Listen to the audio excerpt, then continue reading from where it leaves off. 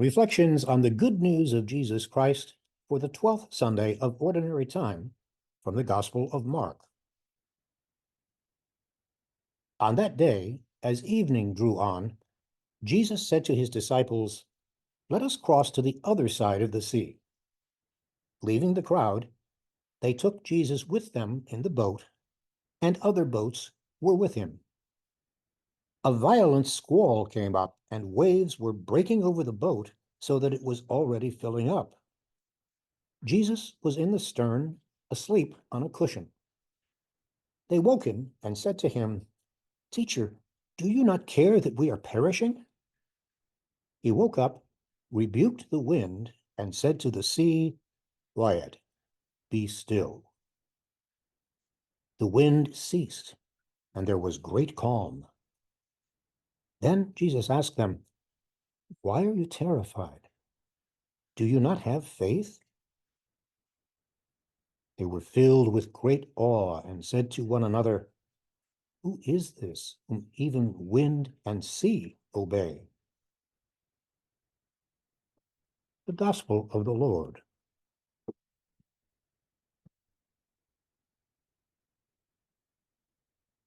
As I was preparing this reflection, I came across the phrase perfect faith, and it got me wondering. Does perfect faith mean never having doubts? No. A person who never doubts does not have perfect faith, nor any faith. Rather, such a person is a perfect fanatic. Scriptural faith, whether perfect or not, is a combination of believing and doubting. If you can remember a few weeks back to the Feast of the Ascension, the Gospel told us then that the apostles doubted, even as they were worshiping the risen Christ.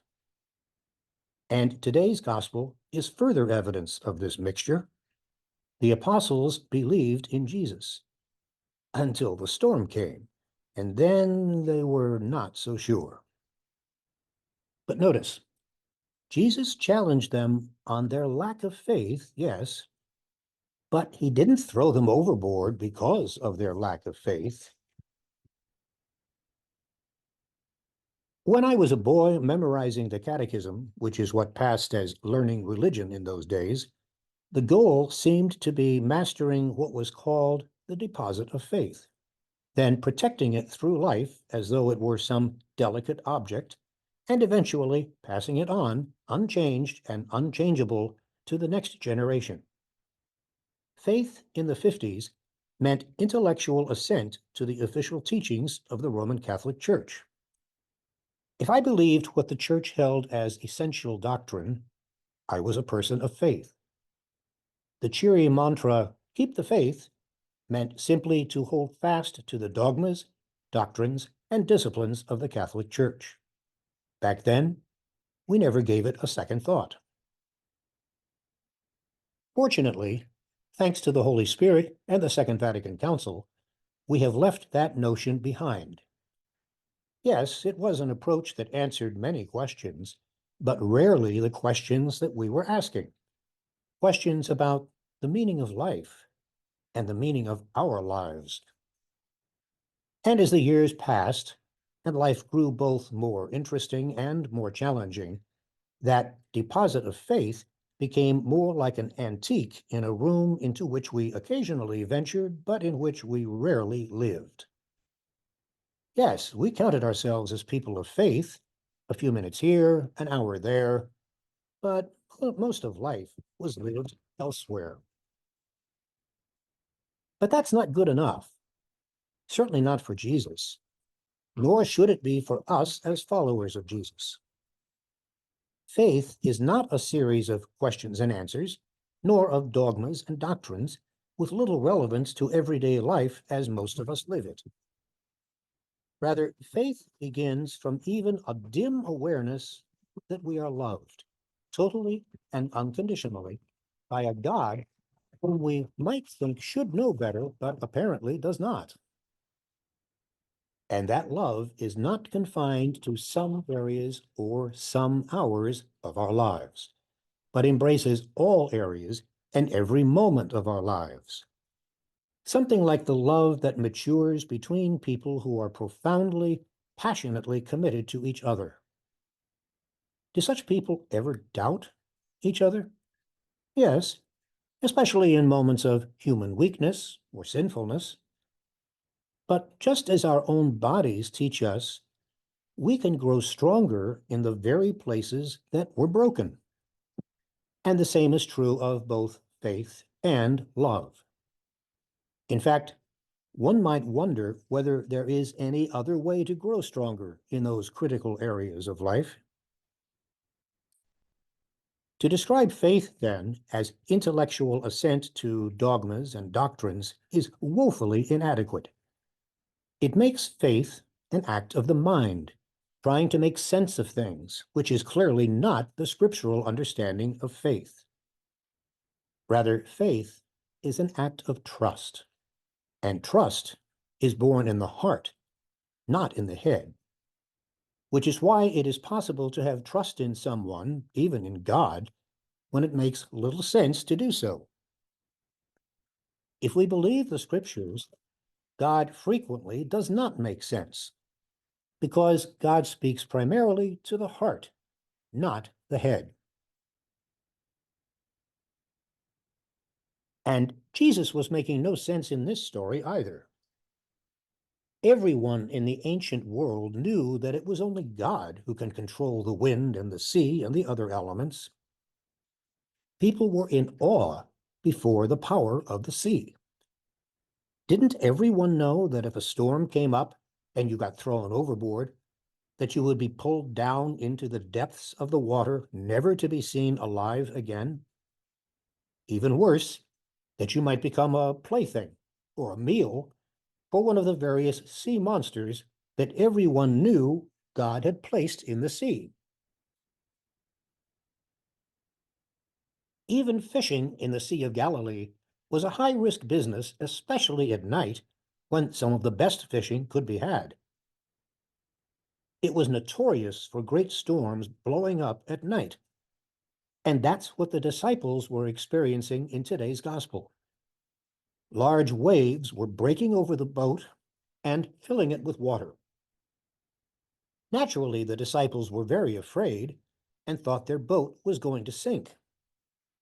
But through it all, Jesus was fast asleep at the back of the boat, apparently either oblivious or totally uncaring about their situation. In a panic, they wake him up. "Master, do you not care? We're going down." Jesus awakes, rebukes the wind, and speaks to the sea, "Quiet now, be calm." The wind dropped, and all was perfectly calm again. Then it was their turn to be scolded. "Why are you so frightened? How is it that you have no faith?" And now they were even more afraid as they gaped at him in awe and wonder. Who can this be? Even the wind and the sea obey him. What is Jesus trying to tell us through this story? That because we are his followers, we will be exempted from the storms of life? Certainly not. Storms come up in our lives, just as they were happening then and in different ways are happening now in the life of the church. When this story was being told in the early days of the church, the storms were about persecutions and movements determined to wipe it out. And in such confused and frightening situations, these small church communities must have been tempted to ask, "Where is Jesus?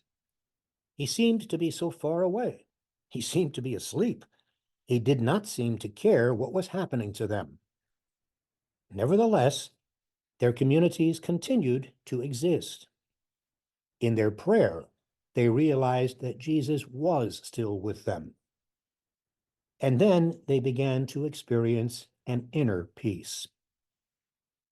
They came to realize that the real storm was not in the sea, nor the persecutions, but in their own fears and anxieties. The peace, too, was in their own hearts. Because the world around them was still the same, it had not changed. It continued to persecute and oppress them. It was they themselves who had changed and had regained their confidence and trust in Jesus' care for them. At this time, perhaps in our own lives, but certainly in our society and the larger world, we are experiencing many kinds of fear or anxiety. Maybe we see some threats looming on our own horizon. In today's gospel, the disciples thought they were going down with the storm and they were afraid. Can you relate to that? Is Jesus with you as he was with the disciples when violent storms came up in your life? We badly need the peace of Jesus. Very often, we have no control over the political and social developments of our society. We have little or no control over what people are doing. And we may have little or no control over the storms in our own lives. But no matter what we are experiencing, we can, with the help of Jesus, find peace. It is the peace that only he can give. And it is a peace that no person and no thing can take away from us. Well, yes, that's all very nice. But how might this actually happen? You started out with great enthusiasm and excitement at the possibilities, but at some points, it all seemed to fall apart. You were in over your head. You were lost. You wanted to quit. You were ready to accept defeat and move on. But you didn't. A wise teacher showed you how to complete the assignment. A patient coach showed you how to make the play. An experienced mentor showed you how to maintain your balance between work and family. A wise guide showed you how to look for the deeper meaning of the crisis. You found the help and resources to get it done. The people who love you and care about you encouraged you. You can do this. We know you can. So many of our lives' experiences are like perilous sea crossings. We set sail trusting in our abilities, and all goes well until an unexpected storm threatens to sink us. But Jesus makes his calming presence known in some teacher or mentor or coach, a fellow sailor who has made this crossing many times. That difficult math course in high school, that contentious job interview, a couple's unexpected pregnancy, you found your boat breaking apart by waves of doubt, misunderstanding, and fear. But Christ himself made himself known to you in the help and support of others, and you made it across. So may you remember with gratitude those who have helped you in your sea crossings, and may you be the presence of Christ's peace and wisdom for others making their own treacherous way across stormy seas. And one more important point. During the pandemic, Pope Francis reminded us that we were all in the same boat, caught off guard by the turbulence, disoriented and fragile. We needed to row together if we were to survive the storm. What are some things we can work on together to solve some of the world's problems now? Feed the hungry, recycle, build tiny homes for the homeless, care for the sick, help stop trafficking, work to prevent discrimination, pray. Thanks for listening.